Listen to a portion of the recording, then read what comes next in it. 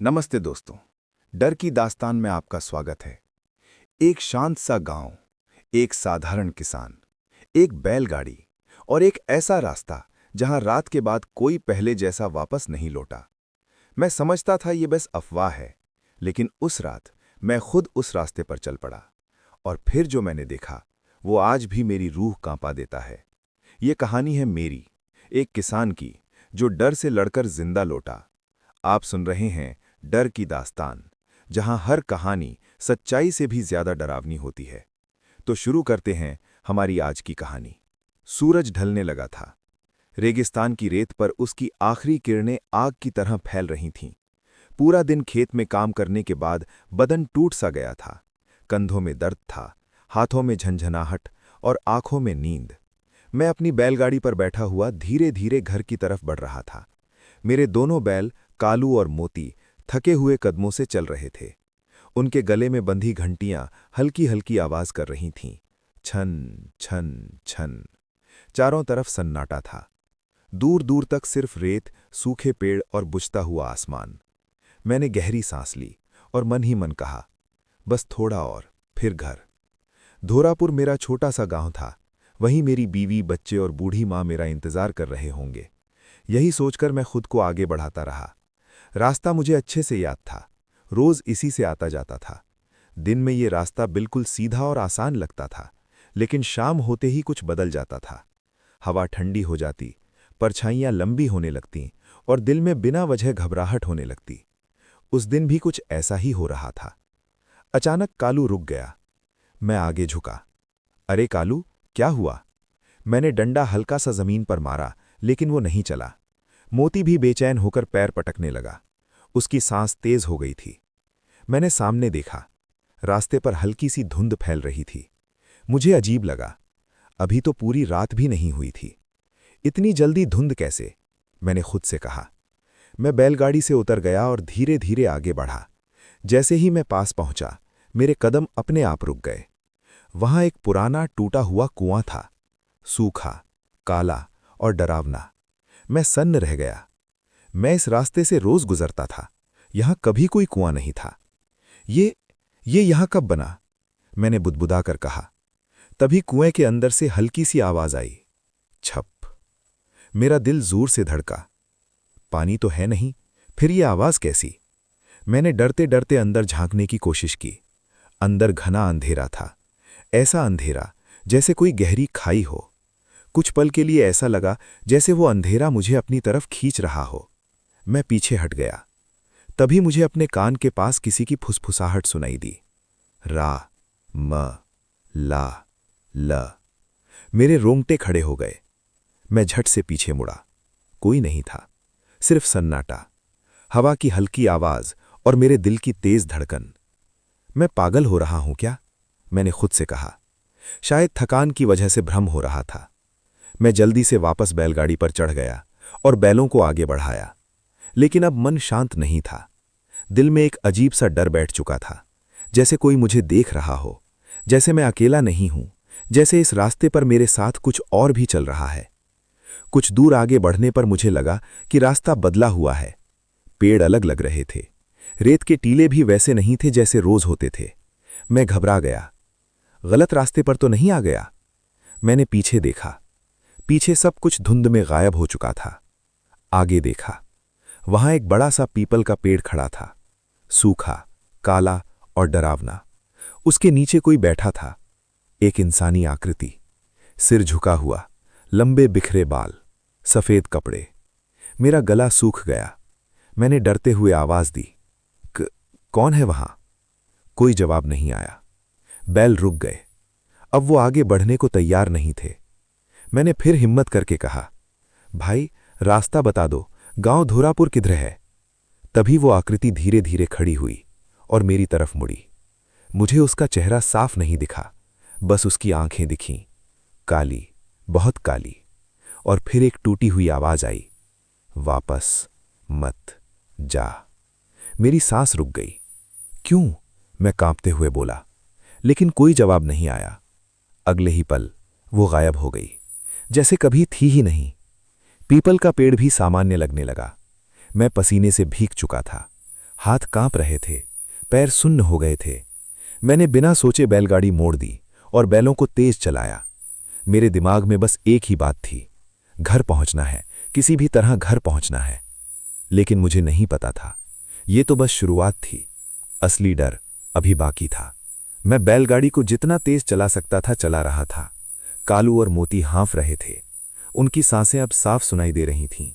घंटियों की आवाज बेतरतीब हो चुकी थी, जैसे वो भी घबरा गए हों। छन छन छन। मेरा दिल उसी ताल में धड़क रहा था। मैं बार बार पीछे देख रहा था। मुझे लग रहा था कि कोई मेरे पीछे चल रहा है, कोई अदृश्य साया। लेकिन हर बार देखने पर सिर्फ अंधेरा और धुंध ही दिखती। सब ठीक है, सब ठीक है, मैं खुद को समझाने की कोशिश कर रहा था, लेकिन मन मानने को तैयार नहीं था। कुछ दूर जाने के बाद मुझे एहसास हुआ कि रास्ता फिर बदला हुआ है। अब वो कच्ची पगडंडी नहीं थी, वहां पत्थर बिछे हुए थे, टूटे फूटे पुराने पत्थर। मैं हैरान रह गया, ये रास्ता तो कभी देखा ही नहीं। मैं धोरापुर में बचपन से रहा था, हर गली हर मोड़ मुझे याद था। फिर ये नया रास्ता कहां से आ गया? हवा अचानक तेज चलने लगी, रेत उड़कर मेरी आंखों में जाने लगी। मैंने पगड़ी से मुंह ढक लिया। तभी मुझे किसी के रोने की आवाज सुनाई दी, धीमी, टूटी हुई। हूं हूं हूं। मैं सिहर गया। मैंने बैलगाड़ी रोकी, चारों तरफ देखा, कोई नहीं, सिर्फ सूखे झाड़ और पत्थर। कौन है? मैंने कांपते हुए पूछा। कोई जवाब नहीं, लेकिन रोने की आवाज फिर आई, अब और पास से। मेरी गर्दन के पीछे ठंडा पसीना बहने लगा। मैंने हिम्मत करके आवाज की तरफ देखा।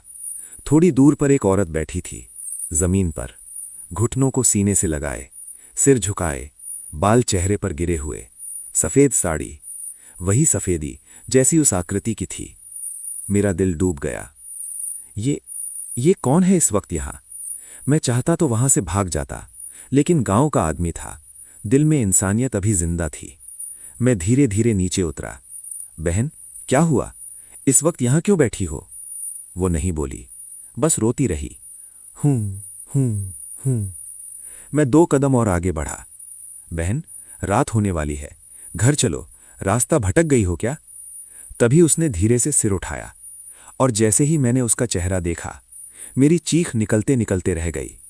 उसका चेहरा जला हुआ था, आधा काला, आधा राख जैसा सफेद, आंखें अंदर धसी हुई, होंठ फटे हुए, और उनमें से खून टपक रहा था। वो मुझे घूर रही थी, बिना पलक झपकाए। मैं पीछे हट गया। माफ करना, मेरे मुंह से बस इतना ही निकला। तभी वो बोली। उसकी आवाज ऐसी थी जैसे गले में मिट्टी भर गई हो। मुझे घर पहुंचा दो। मेरे पैर सुन्न हो गए। तुम्हारा घर कहाँ है? उसने धीरे से हाथ उठाया और अंधेरे की तरफ इशारा किया। वहीं। मैंने उस दिशा में देखा। वहां सिर्फ सन्नाटा था, कोई रास्ता नहीं, कोई घर नहीं, कुछ भी नहीं। वहां तो कुछ नहीं है, मैंने कहा। वो अचानक खड़ी हो गई, बहुत तेज, इतनी तेज कि मुझे झटका लगा। अब वो मेरे बिल्कुल सामने थी, उसका चेहरा मेरे चेहरे से कुछ इंच दूर। उसकी आंखों से काला पानी बह रहा था। तू मुझे छोड़ गया था। मैं कांप उठा। नहीं, मैं तुम्हें जानता भी नहीं। वो मुस्कुराई, लेकिन वो मुस्कान इंसानी नहीं थी। उसके दांत टूटे हुए थे, काले, नुकीले। हर साल कोई ना कोई आता है, और कोई वापस नहीं जाता। मेरे दिमाग ने काम करना बंद कर दिया। मैं पीछे मुड़ा और दौड़ पड़ा। कालू, मोती, भागो! मैं बैलगाड़ी पर कूदा, डंडा चलाया। बैल पूरी ताकत से दौड़ पड़े। पीछे से उसकी हंसी गूंजने लगी, खी खी खी। ये हंसी मेरे कानों में चुभ रही थी। मैंने पीछे देखा, वो औरत हवा में तैर रही थी, जमीन को छुए बिना, मेरे पीछे पीछे आ रही थी। उसकी साड़ी उड़ रही थी, बाल हवा में लहरा रहे थे। मैं रोने लगा, हे भगवान, बचा लो!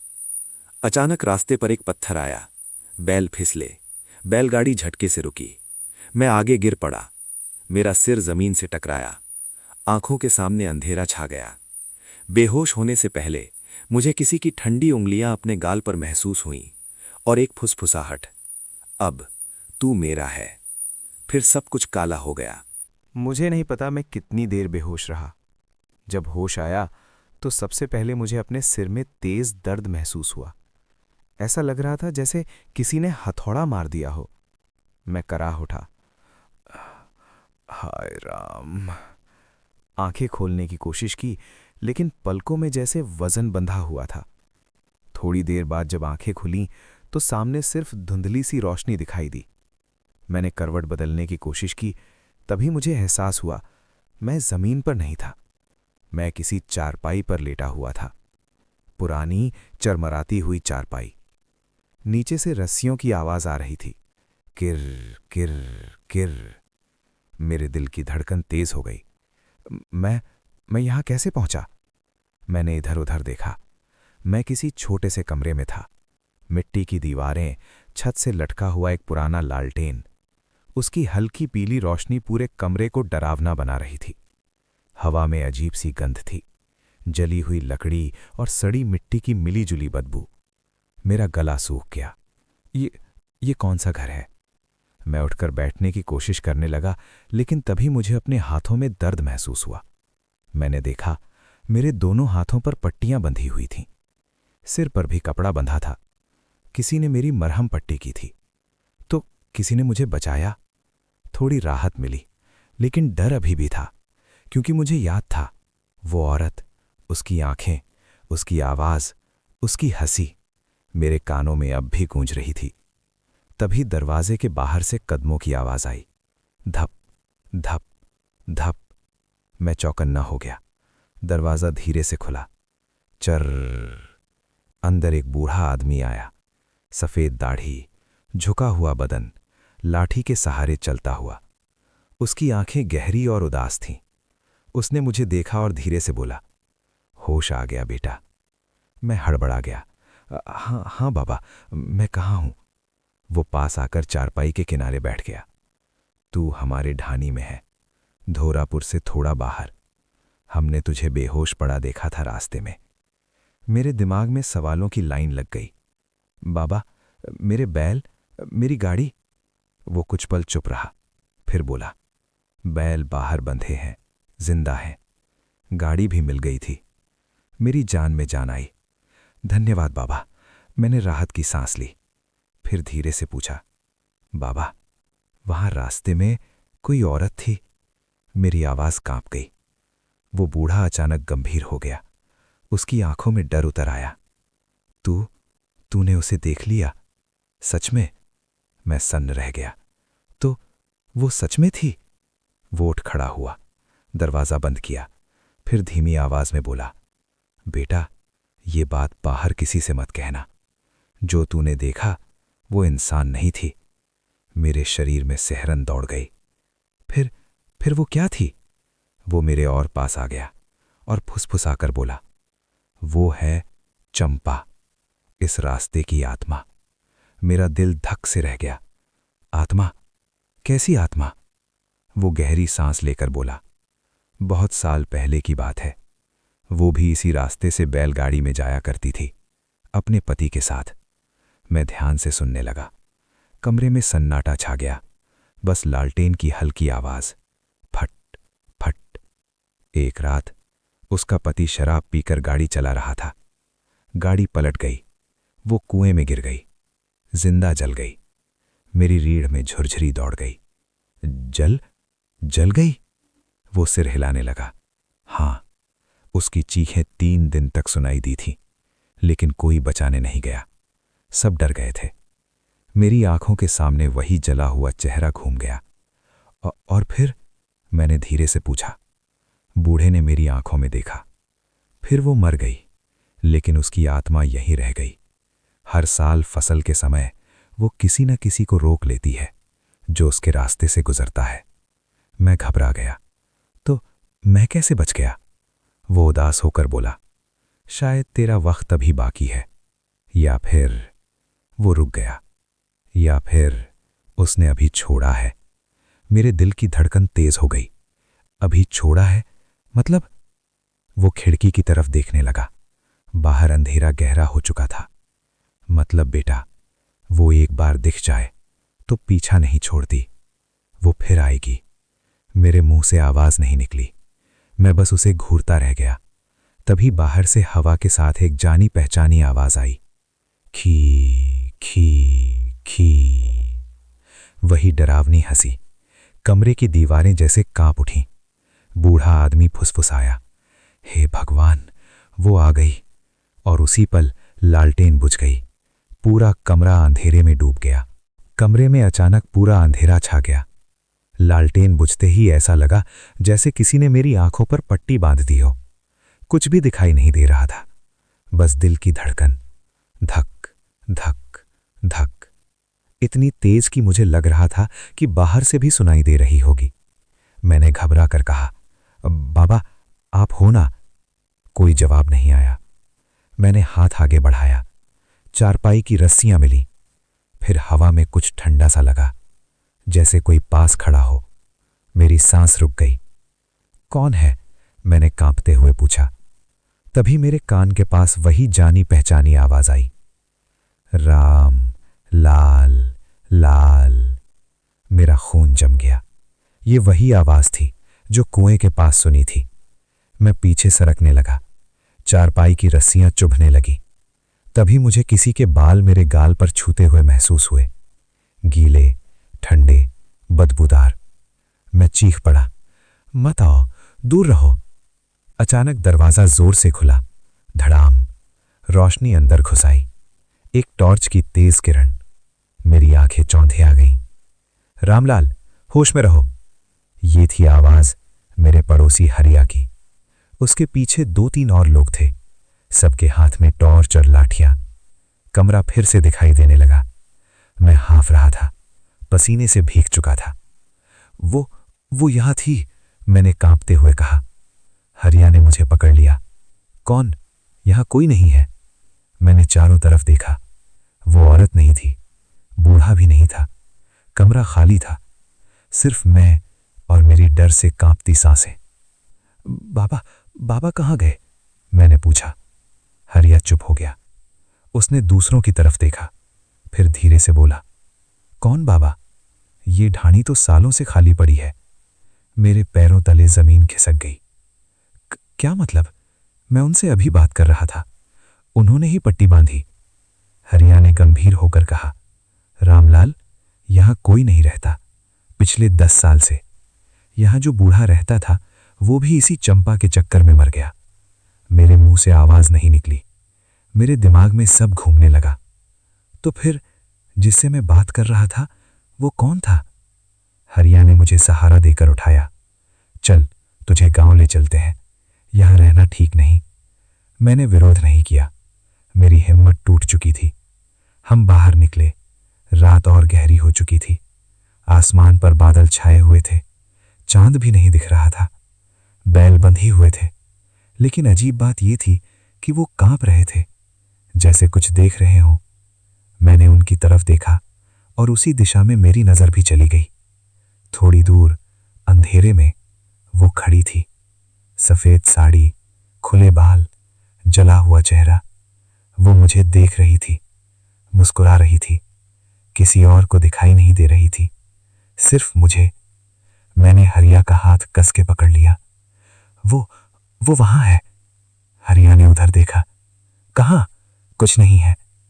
तभी मेरे कान में फुसफुसाहट आई, भाग सकता है लेकिन बच नहीं सकता। मेरे शरीर में बिजली सी दौड़ गई। मैं रो पड़ा। मुझे घर जाना है, बस घर। हम जल्दी जल्दी चल पड़े गांव की तरफ, लेकिन चलते हुए मुझे बार बार महसूस हो रहा था जैसे कोई हमारे पीछे चल रहा है, रेत पर बिना पैरों के निशान छोड़े, हवा में तैरता हुआ, मेरे कंधे के पीछे, बहुत पास, बहुत बहुत पास। और मेरे कान में धीरे धीरे वही आवाज गूंजती रही, अभी नहीं छोड़ा है तुझे, अभी तो शुरुआत है। बिना किसी ब्रेक के, डर को और गहराते हुए हम लोग लगभग आधी रात के बाद धोरापुर पहुंचे। गांव की कच्ची गलियां सुनसान पड़ी थीं। ज्यादातर घरों के दरवाजे बंद थे। कहीं कहीं दिए की हल्की रोशनी झिलमिला रही थी। मुझे ऐसा लग रहा था जैसे पूरा गांव सो रहा है और मैं किसी और ही दुनिया से लौटकर आया हूं। हरिया मुझे सहारा देकर मेरे घर तक लाया। मेरी बीवी सीता दरवाजे पर ही बैठी रो रही थी। जैसे ही उसने मुझे देखा, दौड़कर मेरे पास आ गई। रामलाल, कहाँ चले गए थे तुम? मैं डर गई थी। मैं कुछ बोल नहीं पाया, बस उसे कसकर पकड़ लिया। मेरे पूरे बदन में अब भी खंडक दौड़ रही थी। हरिया ने सबको इतना ही बताया कि मैं रास्ते में गिर गया था। उसने पूरी बात किसी को नहीं बताई, शायद वो भी डर गया था। मुझे अंदर ले जाया गया। माँ ने तुरंत मेरे माथे पर हाथ रखा। अरे रे, पूरा बदन ठंडा पड़ा है। उन्होंने मेरे ऊपर कंबल डाल दिया। सीता ने पानी पिलाया। मैं चुपचाप सब सहता रहा, लेकिन अंदर मैं टूट चुका था।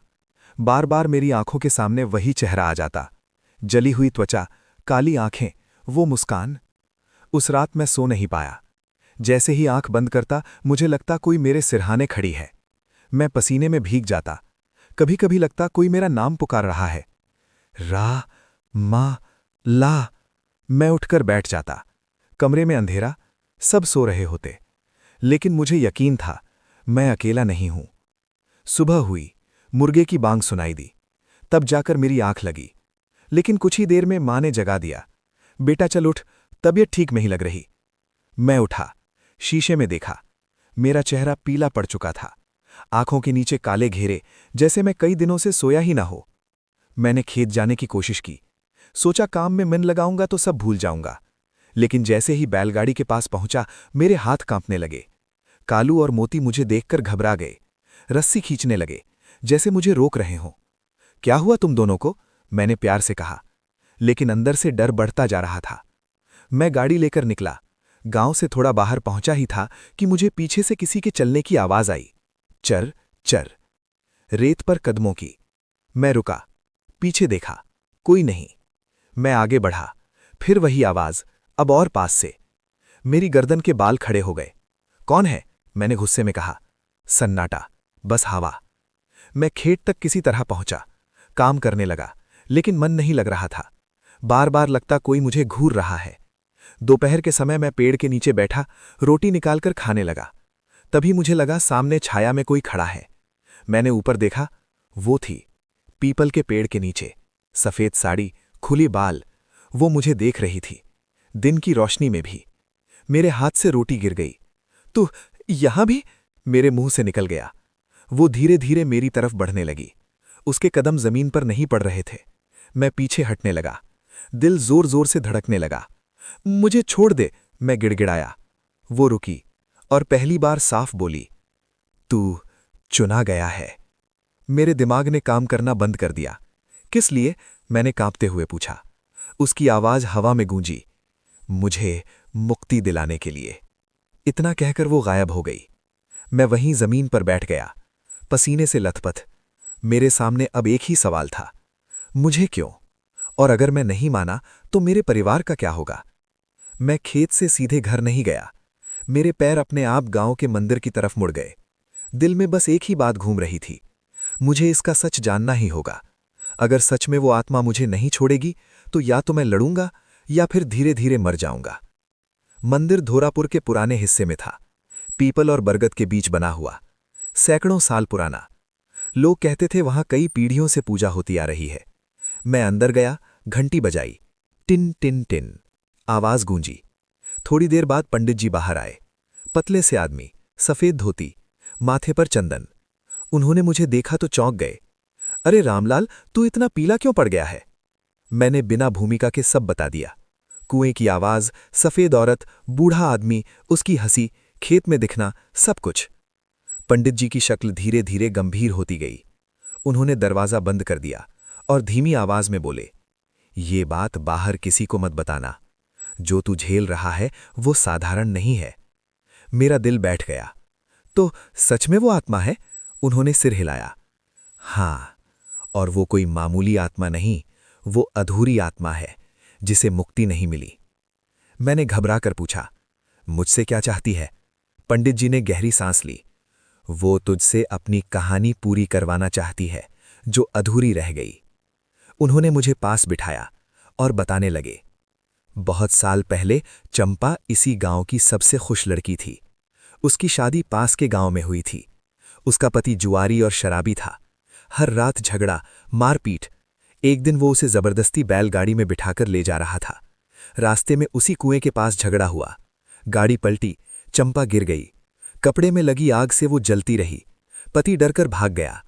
लोगों ने आवाज सुनी लेकिन किसी ने हिम्मत नहीं की। 3 दिन तक वो तड़पती रही और वहीं मर गई।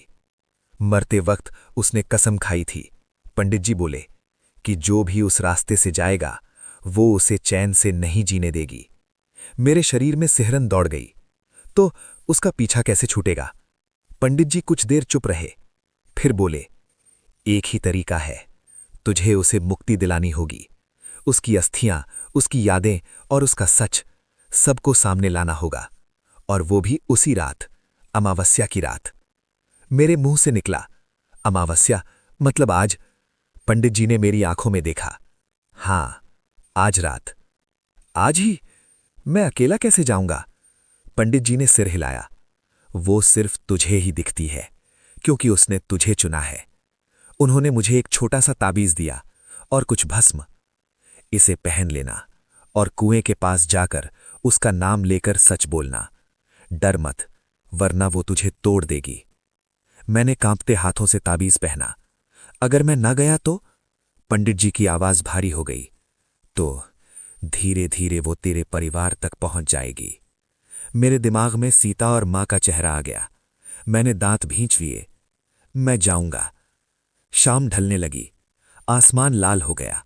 हवा भारी हो गई। गांव में अजीब सन्नाटा छा गया, जैसे सब कुछ आने वाले तूफान का इंतजार कर रहा हो। मैं घर लौटा। किसी को कुछ नहीं बताया, बस ताबीज पहन लिया और मन ही मन तय कर लिया, आज रात मैं उसी रास्ते पर जाऊंगा, अकेला, जहां से ये सब शुरू हुआ था।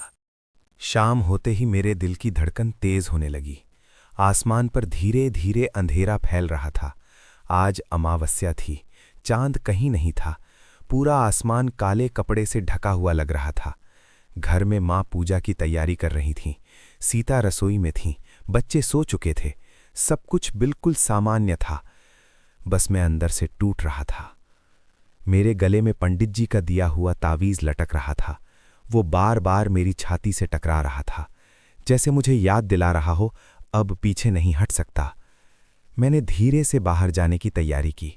सीता ने देख लिया। इतनी रात को कहाँ जा रहे हो? मैं ठिठक गया। कुछ पल चुप रहा, फिर बोला, कालू थोड़ा बीमार लग रहा है, उसे देखने जा रहा हूं। वो मुझे घूरने लगी। तुम ठीक तो हो ना? आजकल बहुत बदले बदले से रहते हो। मैं जबरदस्ती मुस्कुराया। कुछ नहीं, बस थक गया हूं। मैं जल्दी से बाहर निकल आया। अगर और रुकता तो टूट जाता। गांव की गलियां सुनसान थीं। कुत्ते भी नहीं भौंक रहे थे। हवा में अजीब सी ठंडक थी। मैं अकेला उस रास्ते की तरफ बढ़ रहा था, वही रास्ता जहां पहली बार सब कुछ बदला था। हर कदम के साथ डर बढ़ रहा था। रेत पर मेरे पैरों की आवाज साफ सुनाई दे रही थी, चर चर। दिल की धड़कन उससे भी ज्यादा तेज थी। मैंने तावीज को पकड़ लिया। हे भगवान, बस आज बचा लेना। थोड़ी दूर चलने के बाद वो कुआं दिख गया, अंधेरे में भी, काले मुंह जैसा खुला हुआ, जैसे मुझे निगलने को तैयार हो। मैं वहीं रुक गया। मेरे पैर आगे नहीं बढ़ रहे थे। मन कर रहा था भाग जाऊं, लेकिन तभी पंडित जी की बात याद आई, अगर डर गया तो सब खत्म। मैंने आंख बंद की, गहरी सांस ली और आगे बढ़ गया। जैसे ही कुएं के पास पहुंचा, हवा तेज हो गई, रेत उड़ने लगी। चारों तरफ एक अजीब सी सीटी जैसी आवाज गूंजने लगी, फुई फुई फुई। मेरे कान बजने लगे। तभी मुझे महसूस हुआ कोई मेरे पीछे खड़ा है। मैंने धीरे से पलटकर देखा। वो थी, सफेद साड़ी, खुले बाल, जला हुआ चेहरा। उसकी आंखों से काला पानी बह रहा था। वो मुझे घूर रही थी, बिल्कुल पास, इतनी पास कि उसकी ठंडी सांस मेरे चेहरे से टकरा रही थी। मेरे मुंह से आवाज नहीं निकली। मैं कांप रहा था। तभी उसकी आवाज गूंजी, आ गया तू। मैंने हिम्मत जुटाई। हाँ, आ गया। बताओ क्या चाहिए तुझे? वो हंसी, खी खी खी। चारों तरफ उसकी हंसी गूंजने लगी। मुझे इंसाफ, मुझे सच, मुझे चैन। मैंने कांपते हुए कहा, मैं तेरा सच सबको बताऊंगा। तेरे साथ जो हुआ वो गलत था, पर मुझे और मेरे परिवार को छोड़ दे। वो धीरे धीरे हवा में ऊपर उठने लगी। उसका शरीर अब धुएं जैसा लग रहा था। सच तभी पूरा होगा जब तू देखेगा जो मैंने देखा। अचानक कुएं के अंदर से तेज रोशनी निकली, सफेद और नीली मिली जुली। मेरी आंखें चौंधिया गईं। मैं कुछ समझ पाता उससे पहले एक जोरदार झटका लगा और मैं कुएं की तरफ खिंचने लगा। मेरे पैर जमीन से उखड़ने लगे। नहीं, मैं चिल्लाया। मैंने पत्थर पकड़ने की कोशिश की, लेकिन हाथ फिसल गए। वो चिल्लाई, अब तू मेरे साथ। और अगले ही पल मैं कुएं के अंदर गिरने लगा, अंधेरे में, गहराई में, जहां से शायद कोई वापस नहीं आता। मैं गिरता चला जा रहा था, नीचे, नीचे और नीचे। हवा मेरे कानों में सीटी बजा रही थी। दिल ऐसा लग रहा था जैसे फट जाएगा। हे भगवान, बचा लो। मैंने आंखें बंद कर लीं, लेकिन गिरना रुका नहीं। ऐसा लग रहा था जैसे ये कुआं खत्म ही नहीं होता। अचानक धड़ाम, मैं किसी सख्त चीज पर गिरा।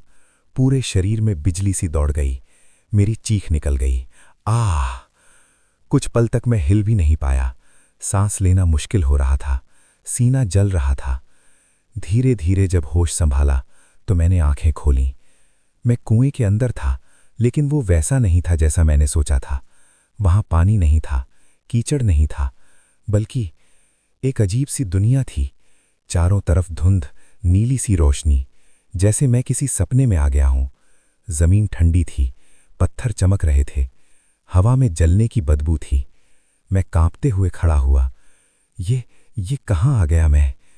तभी मुझे दूर से किसी के रोने की आवाज आई, बहुत दर्द भरी, दिल चीर देने वाली।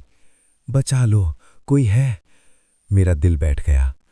ये आवाज चंपा की थी। मैं डरते डरते उस तरफ बढ़ा। हर कदम भारी लग रहा था। थोड़ी दूर जाने पर मैंने देखा एक औरत जमीन पर पड़ी थी। उसके कपड़े जले हुए थे, शरीर पर छाले, बाल अधजले। वो तड़प रही थी। वही थी चंपा, लेकिन जिंदा, मरती हुई। मेरे पैर थम गए। हे भगवान! वो मुझे देख नहीं पा रही थी, जैसे मैं वहां था ही नहीं। ये कोई याद थी, बीते हुए समय का दृश्य। मैं उसका अतीत देख रहा था। थोड़ी दूर पर एक आदमी खड़ा था, नशे में लड़खड़ाता हुआ, उसके हाथ में शराब की बोतल। मर, मर यहां, तूने मेरी जिंदगी खराब कर दी। वो चिल्ला रहा था। मैं समझ गया, वही उसका पति था। चंपा रो रही थी, मुझे बचा लो, भगवान के लिए, मैं मर जाऊंगी। लेकिन वो हंसा। उसने माचिस जलाई और जलता हुआ तिनका उसकी साड़ी पर फेंक दिया। फटाक! आग भड़क उठी। चंपा चीखने लगी, आह! बचाओ! मेरे दिल में आग लग गई। रुको! मैं चिल्लाया, लेकिन मेरी आवाज किसी तक नहीं पहुंची। वो आदमी भाग गया और चंपा जलती रही, तड़पती रही। दिन रात, दिन रात। मैं देख रहा था कैसे वो धीरे धीरे खत्म हो रही थी, कैसे उसकी आवाज कम होती जा रही थी, कैसे उसकी आंखों से रोशनी बुझती जा रही थी। आखिरकार एक दिन वो शांत हो गई। उसकी आंखें खुली रह गईं, मुंह अध खुला, चेहरा दर्द से भरा हुआ। मैं घुटनों पर बैठ गया। मेरी आंखों से आंसू बहने लगे। माफ कर दे, हमें माफ कर दे। तभी अचानक सब बदल गया। धुंध तेजी से घूमने लगी, हवा गरजने लगी और चंपा का शरीर धीरे धीरे उठने लगा। उसकी जली हुई लाश से काला धुआं निकलने लगा। उसकी आंखें खुली, अब वो लाल थीं। आवाज गूंजी, अब तू समझा। मैं कांप उठा। हाँ, समझ गया। तेरे साथ बहुत गलत हुआ, पर अब छोड़ दे। वो मेरे सामने आ खड़ी हुई, बहुत पास। छोड़ दूं जब तक मेरा सच सबको नहीं पता चलेगा, जब तक मुझे इंसाफ नहीं मिलेगा, तब तक नहीं। उसने मेरी छाती पर हाथ रखा, ठंडा, बर्फ जैसा। मेरा शरीर सुन्न होने लगा। तू मेरा जरिया बनेगा या मेरी अगली कहानी? मेरे सामने अंधेरा छाने लगा। मैं बेहोश होने लगा। आखिरी बार मैंने सुना, कल सूरज उगेगा और तेरी परीक्षा शुरू होगी। फिर सब कुछ गायब हो गया। मुझे नहीं पता मैं कितनी देर बेहोश रहा। जब आंख खुली तो सबसे पहले मुझे अपने चेहरे पर ठंडी हवा महसूस हुई। सांस ली तो लगा जैसे जिंदगी वापस आ रही है। मैंने धीरे धीरे आंखें खोली। ऊपर आसमान था, काला नहीं, हल्का नीला। सुबह होने वाली थी। पंछियों की हल्की आवाज आने लगी थी। मैं जमीन पर पड़ा था, कुएं के पास। मेरे कपड़े मिट्टी से भरे हुए थे, पूरा शरीर दर्द से चूर था। मैं जिंदा हूं, मैंने खुद से कहा। हाथ हिलाया, पैर हिलाया, सब ठीक था, सिर्फ कमजोरी थी। गले में तावीज अब भी लटका हुआ था, लेकिन वो टूट चुका था, 2 हिस्सों में। मैं समझ गया, उसने मेरी जान बचाई थी। धीरे धीरे उठकर बैठा, कुएं की तरफ देखा। अब वो वैसा डरावना नहीं लग रहा था, साधारण सा पुराना कुआं जैसा पहले कभी था। लेकिन मेरे लिए वो कब्र से कम नहीं था। मेरे दिमाग में सब घूम रहा था, चंपा, उसकी चीखें, उसका दर्द, उसकी मौत। अब मुझे सब समझ आ चुका था। मुझे उसका सच सबको बताना ही होगा। मैं लड़खड़ाते कदमों से गांव की तरफ चला। हर कदम भारी था, जैसे कोई ताकत मुझे रोक रही हो।